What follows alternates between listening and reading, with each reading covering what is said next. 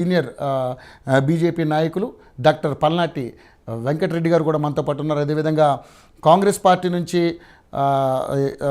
వెంకట్ నాయక్ గారు కూడా స్టూడియోలో ఉన్నారు. ఇక ఆన్లైన్లో అందుబాటులో ఉన్నారు రాజకీయ విశ్లేషకులు, సీనియర్ రాజకీయ విశ్లేషకులు కోటేశ్వర గారు మనతో పాటు ఉన్నారు. నలుగురితో మాట్లాడదాం. నిజంగా మరి తెలంగాణలో జరుగుతున్నటువంటి రాజకీయ పరిణామాలను ఏ విధంగా చూడొచ్చు అనేది వారి మాటలను తెలుసుకునే ప్రయత్నం చేద్దాం. ముఖ్యంగా వెంకట్ గారు, చూస్తే మీ పార్టీ అధికారంలో ఉంది. మీ పార్టీ అంటే రుణమాఫీ విషయంలో చేసుకుంటూ వెళ్తుంది. ఫస్ట్ మీరు ఏకకాలంలో రుణమాఫీ చేస్తామన్నారు. దాన్ని మళ్ళీ విడతల వారీగా ఆగస్టు 15 నాటికి పూర్తిగా 2 లక్షల రుణమాఫీ ప్రక్రియ పూర్తి చేస్తామన్నారు. దాదాపుగా 11,50,000 మందికి మొదటి విడతలో, తర్వాత 7 లక్షల మందికి రెండో విడతలో, నెక్స్ట్ ఇంకెవరైనా పెండింగ్ ఉంటే అది 3వ విడతలో కూడా మొత్తం అంతా కూడా కంప్లీట్ చేస్తామని చెప్పారు. చేసుకుంటూ వెళ్తా ఉన్నారు. సో 6 గ్యారెంటీల విషయంలో మీ మీద విమర్శలు వస్తూ ఉన్నాయి ప్రతిపక్షం నుంచి. సో మరి ప్రజల నుంచి ఏ విధంగా ఉన్నాయో అనేది కూడా మీకు తెలిసిన విషయమే. సో ముఖ్యంగా చూసుకుంటే ఏదైతే అప్పుడు అధికారంలో ఉన్నటువంటి బీఆర్ఎస్ పార్టీ మిమ్మల్ని అంటే మీ పార్టీలో ఉన్నటువంటి ఎమ్మెల్యేని ఏ విధంగా ఒక రకంగా అంటే కొనుగోలు సంతలో గేదెల మాదిరిగా కొనుగోలు చేసిందని చెప్పేసి చాలామంది మీరే విమర్శించారు అప్పుడు. అదేవిధంగా ఇప్పుడు మీరు అధికారంలోకి వచ్చారు, మీ టర్మ్ వచ్చింది. మీ హయాంలో కూడా బీఆర్ఎస్ నాయకుల్ని చాలామందిని మీ పార్టీలో చేర్చుకున్నారు. అది కూడా ఇంటికెళ్ళి రేవంత్ రెడ్డి గారు ఆహ్వానించి మరి. సో ఈరోజు ఒక ఎమ్మెల్యే చేజారిపోయారు మీ పార్టీ నుంచి. ఏదైతే బీఆర్ఎస్ పార్టీ నుంచి మీ పార్టీలో జాయిన్ అయినటువంటి కృష్ణ మోహన్ రెడ్డి గారు ఈరోజు మళ్ళీ గరి వాపస్ అన్నట్టుగా బీఆర్ఎస్లో చేరిపోయారు. ఇంకా వెనకాల ఒక 10 మంది ఎమ్మెల్యేలు కూడా లైన్లో ఉన్నారని చెప్పేసి వార్తలు వస్తూ ఉన్నాయి. సో ఏంటి దీని మీద?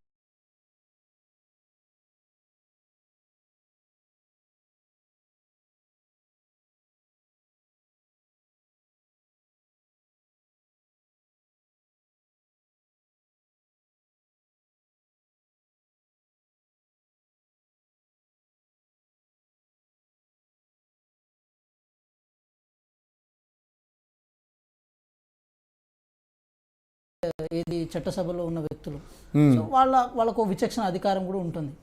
ఆ అధికారంతోనే ఈరోజు వాళ్ళు పార్టీ మారారు, ఈ పార్టీకి వచ్చారు, పార్టీలో ఉన్నారు. తర్వాత వాళ్ళకి ఏమనిపించిందో, వాళ్ళు అనుకున్న స్థాయిలో లేకపోవచ్చేమో. అంటే గత ప్రభుత్వంలో ఉన్నట్టు ఎక్కడ ఏళ్ళు పెడితే అక్కడ దోచుకోవడానికి ఇక్కడ ఈ పార్టీలో అంత లిబర్టీ లేదేమో, అందుకోసం వెళ్ళిపోయారేమో అనుకోవచ్చు. సో విషయం అంతేనా, లేకపోతే మీ పార్టీలో ఇమ్మడలేక మీ టార్చర్ తట్టుకోలేక వెళ్ళిపోయారు అనుకోవచ్చు. మేమేం టార్చర్ పెడతాం సార్? టార్చర్ పెట్టాను మాకేముంటుంది టార్చర్? ఏం టార్చర్ పెడతాం? విషయం ఒక్కటే. ఇప్పుడు అక్కడ గద్వాల ఎమ్మెల్యే వెళ్ళంగానే తెల్ల వెంకట్రావు భద్రాచలం ఎమ్మెల్యే, దాంతోపాటు చేవెళ్ళ ఎమ్మెల్యే కాళ యాదయ్య, సో వీళ్ళు కూడా వెళ్తారని చెప్పారు. వాళ్ళు స్టేట్మెంట్ ఇచ్చారు, మేము ఎటు వెళ్తలేము, మేము ఇక్కడే ఉంటున్నాం అని చెప్పారు. సో విషయానికి వచ్చినప్పుడు సార్, పార్లమెంట్ ఎలక్షన్స్ కంటే ముందు మేము ఇన్ కేసు బెదిరించి భయపెట్టే కనుక ఎమ్మెల్యేని తీసుకోవాల్సిన ఆవశ్యకత కానీ అవసరం కానీ మాకు వచ్చి ఉంటే పార్లమెంట్ ఎలక్షన్స్ కంటే ముందే మేము వాళ్ళ ఎమ్మెల్యేని 39 మంది ఎమ్మెల్యేలను చాలా మందిని తీసుకోవడానికి మేము ప్రయత్నం చేసేవాళ్ళం. కానీ ప్రజాస్వామ్యం మీద మాకు గౌరవం ఉంది. గౌరవ ముఖ్యమంత్రి గారు కూడా ఆ విషయంలో చాలా చిత్తశుద్ధితో ఉన్నారు. కానీ పార్లమెంట్ ఎలక్షన్స్ తర్వాత ఏదైతే బీఆర్ఎస్ పార్టీ 1.5 ఓట్ల తేడాతోనే మేము ఓడిపోయామని చెప్పి క్లెయిమ్ చేసుకొని 39 స్థానాలతో అసెంబ్లీ ఏది మన సంఖ్యాబలం ఉన్నప్పటికీ కూడా వాళ్ళు పార్లమెంట్ విషయానికి వచ్చినప్పుడు అంతా వాళ్ళ ఓటు బ్యాంకు, దాంతోపాటు వాళ్ళ క్యాడర్ బ్యాంకు, వాళ్ళ కార్యకర్తలు అందరూ కలిసి బీజేపీకి వత్తాసు పలికే ప్రయత్నం చేసి 4 స్థానాలు ఉన్న వాళ్ళు 8 స్థానాలకు ఇచ్చేసి 9 స్థానాల నుంచి వాళ్ళు 0కు పడిపోయారు. ఇదంతా చర్య జరిగిన తర్వాత ఆటోమేటిక్గా పార్టీ మారే క్రమం తర్వాత వాళ్ళు స్టార్ట్ చేశారు. దానికి మేము వెల్కమ్ చెప్పాం. కానీ ఒక మాట మాత్రం వాస్తవంగా చెప్పాలి సార్, అంటే ఏది తెలంగాణ రాజకీయాల్లో పరిణామ క్రమాన్ని ఒకసారి మనం గమనిస్తే 2014లో 63 స్థానాలతో కేసీఆర్ గారు ఉన్నప్పుడు అయ్యో మా ప్రభుత్వం సుస్థిరంగా ఉండాలి, తెలంగాణ ఏర్పడ్డ తర్వాత అస్థిరత వైపు వెళ్ళే ఛాన్సెస్ ఉన్నదేమో అని చెప్పి ఒక ఆత్మన్యూనత భావంతో ఎమ్మెల్యేలను తీసుకున్నారు. సరే, వాళ్ళ బలం చాలా పెరిగింది. టీడీపీ నుంచి తీసుకున్నారు, వైసీపీ నుంచి తీసుకున్నారు, బీఎస్పీ నుంచి తీసుకున్నారు. ఒకనొక సందర్భంలో కమ్యూనిస్ట్ నుంచి, సిపిఎం పార్టీ నుంచి ఉన్న ఏకైక ఎమ్మెల్యే భద్రాచలం నుంచి సున్నం రాజయ్య గారు ఉండే. సో వారిని కూడా తీసుకున్నారు. వారిని కూడా తీసుకునే ప్రయత్నం చేశారు, తీసుకోలే. దేవరకొండ ఎమ్మెల్యేని తీసుకున్నారు. సో అంతవరకు జరిగింది. కానీ 2018లో వాళ్ళు వచ్చిన తర్వాత, అంటే ఇవంతా నేపథ్యం నేను ఎందుకు చెప్తున్నానంటే సార్, బీఆర్ఎస్ పార్టీ నాయకులు కానీ, బీఆర్ఎస్ సంబంధించిన పెద్దలు కానీ, గౌరవ హరీష్ రావు గారు కానీ, కేటీఆర్ గారు కానీ, లేకపోతే కేసీఆర్ గారు కానీ, వాళ్ళు ఏదైనా అంటే నీతి వాక్యాలు వల్లించిన ఎట్లుంటుంది అంటే దయ్యాలు వేదాలు వల్లించినట్టు ఉంటుంది. సో వాళ్ళ చరిత్రక నేపథ్యం ఇది.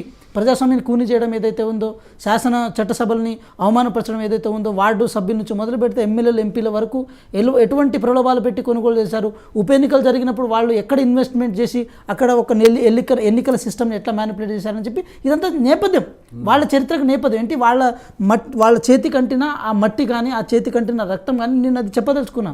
సో 2018లో వాళ్ళ అధికారంలో వచ్చిన తర్వాత 88 స్థానాలతో అధికారంలో వచ్చిన తర్వాత ఒక్క మాట చెప్తున్నారు రవి గారు, ఎమ్మెల్యే పార్టీ మారితేనే డెవలప్మెంట్ జరుగుతుంది అనే ఒక భ్రమని, ఒక మాయని సృష్టించే ప్రయత్నం చేశారు. అది ఎక్కడ దాకా పోయిందంటే వార్డు సభ్యులు, సర్పంచులు, ఎంపీటీసీలు, జెడ్పీటీసీలు, ఎంపీపీలు, జెడ్పీ చైర్పర్సన్లు వీళ్ళందరూ పార్టీ మారితేనే అభివృద్ధి జరుగుతుంది, మేము అభివృద్ధి కోసమే పార్టీ మారాము. బీఆర్ఎస్ పార్టీ నుంచి మీ పార్టీలోకి వచ్చిన వాళ్ళు కూడా అదే చెప్పి వస్తున్నారు కదా సార్. మేమేమంటున్నాం ఒకటే అంటున్నాం, ఆ ప్రొజెక్షన్ తయారు చేసింది ఎవరు, ఆ పర్సెప్షన్ బిల్డ్ చేసింది ఎవరు, ఏ కోణంలో బిల్డ్ చేశారు, ఎందుకు బిల్డ్ చేశారు. సో మేమేమంటున్నాం, ఒక విషయం ఏమంటున్నాం అంటే పార్టీ మారకం విధానం ఏదైతే ఉందో అది ఇండివిజువల్గా సొంతంగా మారే ప్రక్రియ. ఈరోజు అట్లా మారారు కాబట్టి వాళ్ళు వచ్చారు, మళ్ళీ వెళ్ళారు.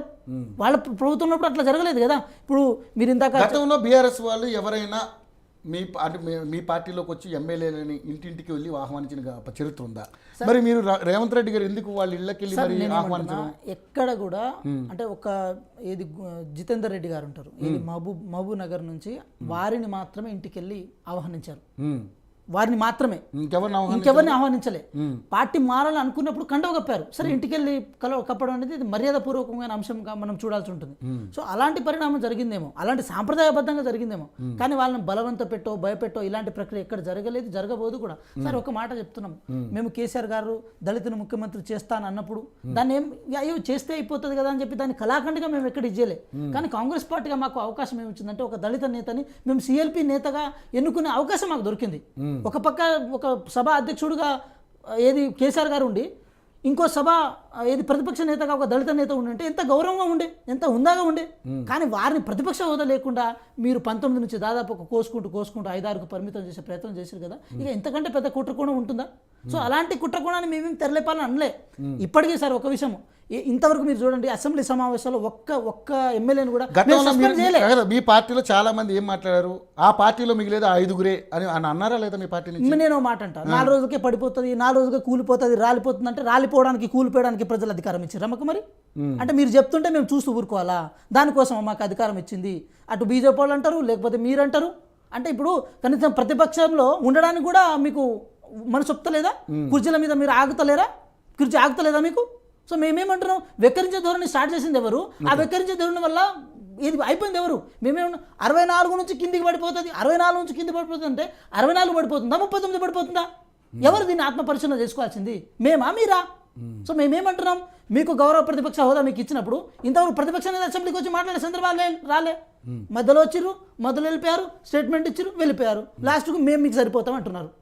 అంటే ఇంత అహంకారమా, ఇంత కండకావరమా? దీనికోసమా మీకు అధికారం కట్టబెట్టింది? దీనికోసమా మీకు అధికారం చేతి పెట్టింది? మేమేమంటున్నాం, ముఖ్యమంత్రి హోదాలో ఉంటేనేనా మీకు గౌరవం దక్కేది, ప్రతిపక్ష హోదా ఉన్నప్పుడు దక్కదా? సో నేనేం ఒక కంక్లూజన్ చేస్తున్నా సార్, మీరు ఇప్పుడు ఏదైతే ప్రక్రియ చేస్తున్నారో, ఒక ప్రతిపక్ష హోదాని మీరు అవమానకరంగా ఏదైతే ప్రవర్తిస్తున్నారో, మాకేమనిపిస్తుంది అంటే 2014 కంటే ముందు కూడా మీరు కూడా ఇలాంటి ఒక రాజకీయ చలోక్తులు కుయుక్తుల మధ్యనే రాజకీయం చేశారేమో, మీకు నిజంగా అధికారం కావాలనే రాజకీయం చేశారేమో, నిజంగా తెలంగాణ ఉద్యమకారులు మీరు అనుకొని మీరు అయ్యారని మేము అనుకుంటలేము.